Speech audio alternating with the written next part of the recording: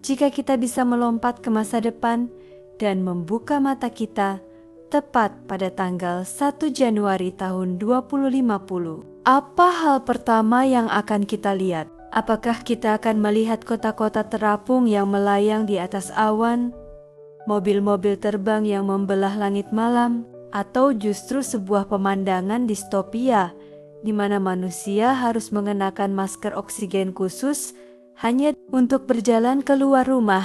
Tahun 2050 bukan lagi sekadar angka fiksi ilmiah yang ada di dalam novel atau film Hollywood. Bagi sebagian besar dari kita yang sedang menonton video ini, hari ini, tahun 2050 adalah masa depan yang sangat real.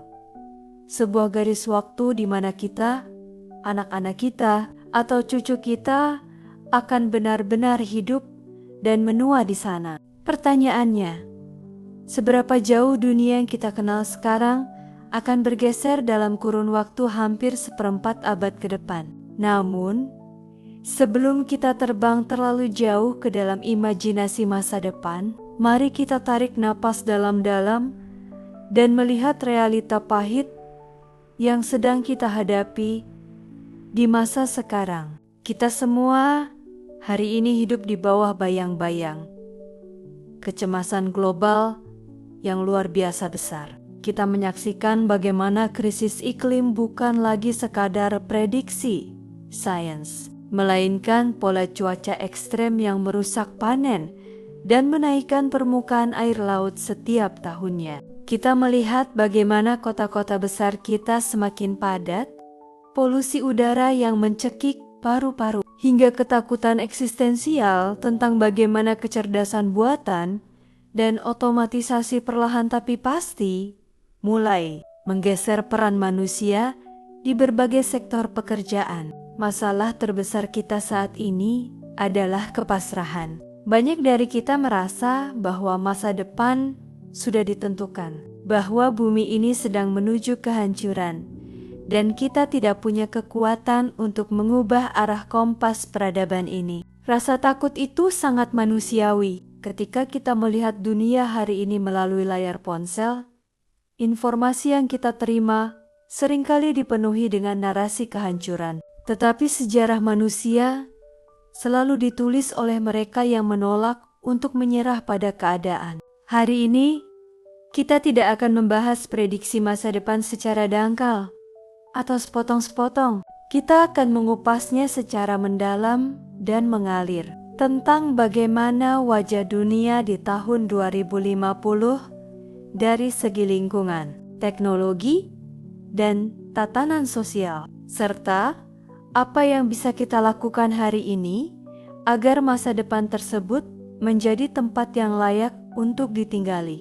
Mari kita bedah aspek pertama yang paling krusial, yaitu wajah kota dan lingkungan kita di tahun ke-2050. Pada pertengahan abad ini, konsep tata kota akan mengalami revolusi total yang disebut sebagai hyper-green urbanism.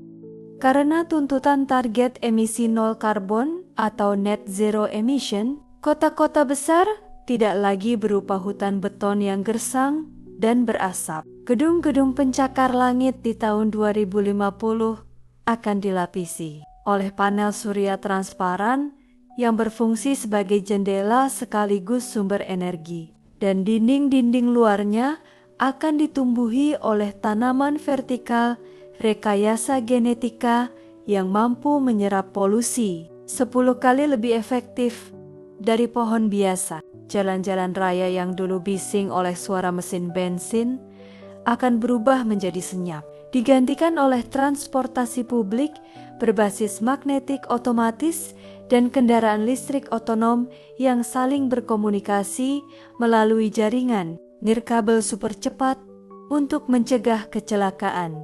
Kota di tahun 2050 akan dirancang sebagai ekosistem hidup yang bernapas, di mana manusia dan alam dipaksa untuk hidup berdampingan secara harmonis demi bertahan hidup. Aspek kedua yang akan mengubah cara kita berinteraksi dengan realita adalah integrasi biologis dan kecerdasan buatan global. Di tahun 2050, batas antara dunia fisik dan dunia digital akan hampir sepenuhnya kabur. Kita tidak lagi menggenggam smartphone berbentuk kotak seperti sekarang. Teknologi komunikasi telah bergeser ke arah antarmuka saraf langsung neural interfaces atau lensa kontak pintar, augmented reality yang memproyeksikan data langsung ke retina mata kita. Di dunia kerja, AI bukan lagi sekadar alat bantu ketik atau pembuat gambar,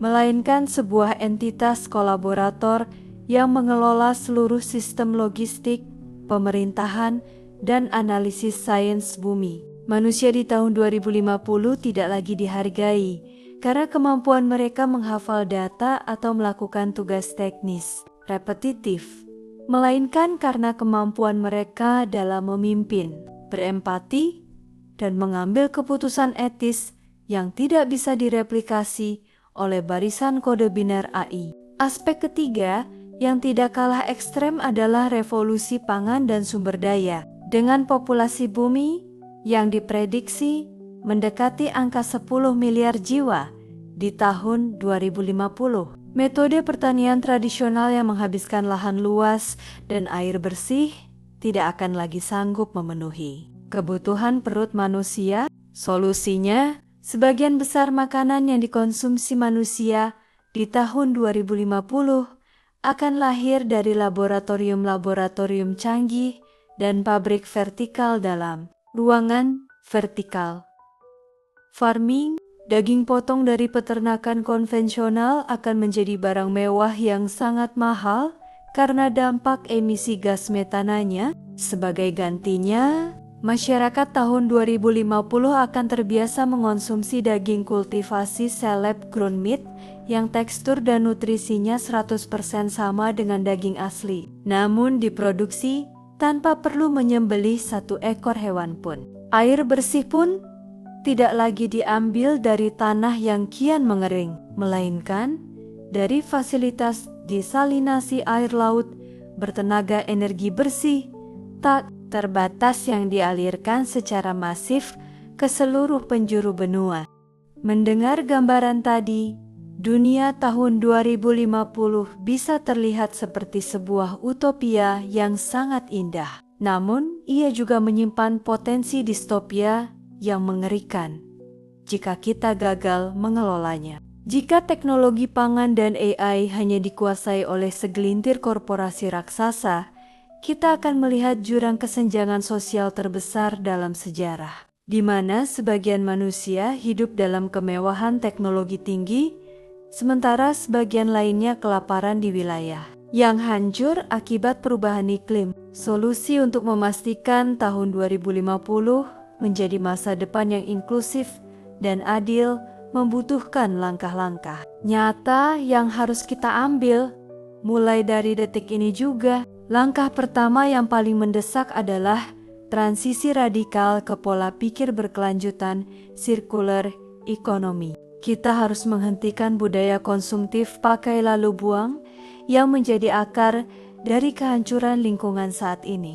Industri global hingga tingkat rumah tangga harus beralih ke sistem di mana setiap produk yang diciptakan wajib bisa didaur ulang sepenuhnya tanpa menyisakan limbah. Sebagai konsumen, langkah konkret kita adalah mendukung produk-produk yang memiliki jejak karbon rendah dan menuntut kebijakan lingkungan yang lebih tegas dari para pembuat kebijakan. Apa yang kita beli hari ini adalah suara yang kita berikan untuk menentukan seperti apa rupa bumi di tahun ke-2050. Langkah kedua adalah redefinisi keterampilan dan literasi digital baru. Jika kamu berpikir bahwa anak-anak kita saat ini cukup dididik untuk menjadi insinyur, akuntan, atau programmer konvensional, maka mereka akan menghadapi masa depan yang sangat sulit di tahun ke-2050. Langkah strategis yang harus diambil oleh dunia pendidikan dan diri kita secara pribadi adalah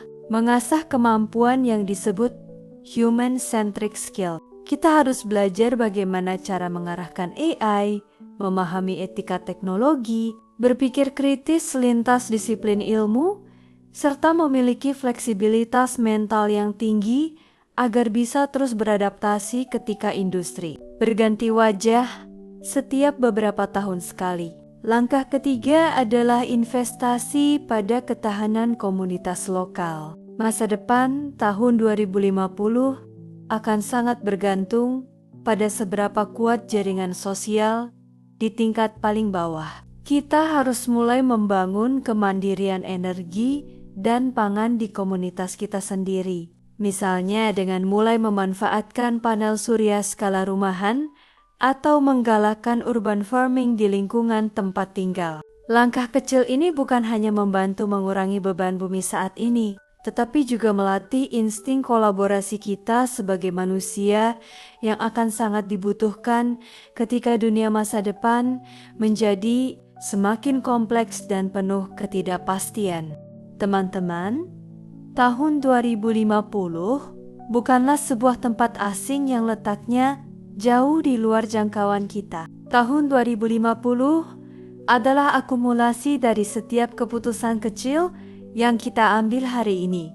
Setiap tetes air yang kita hemat, setiap pohon yang kita tanam, setiap buku yang kita baca, dan setiap teknologi yang kita kembangkan dengan dasar etika kemanusiaan adalah batu bata yang sedang kita susun untuk membangun dunia masa depan tersebut. Masa depan bukanlah sesuatu yang harus kita takuti atau kita tunggu dengan rasa cemas yang melumpuhkan. Masa depan adalah selembar kertas putih kosong yang saat ini sedang berada di hadapan kita, menunggu untuk ditulis. Kita adalah generasi yang memegang pena tersebut. Kita adalah arsitek dari dunia tahun ke-2050. Bagaimana dengan kamu sendiri? Ketika kamu membayangkan dirimu atau keluargamu hidup di tahun 2050, hal apa yang paling membuatmu penasaran atau justru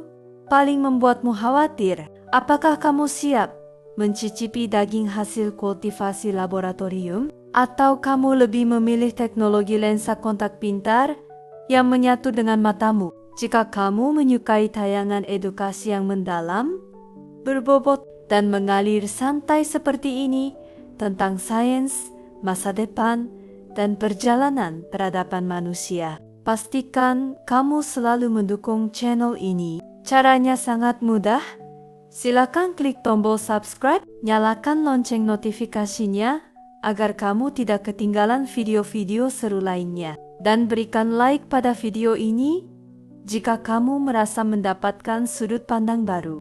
Tuliskan prediksi atau harapan terbaikmu untuk tahun 2050 di kolom komentar di bawah. Mari kita diskusikan bersama di sana. Bagikan juga video ini ke teman-teman, keluarga, atau komunitasmu, agar kita semua bisa mulai bersiap melangkah menuju masa depan dengan kepala tegak. Terima kasih banyak sudah menyimak hingga detik terakhir.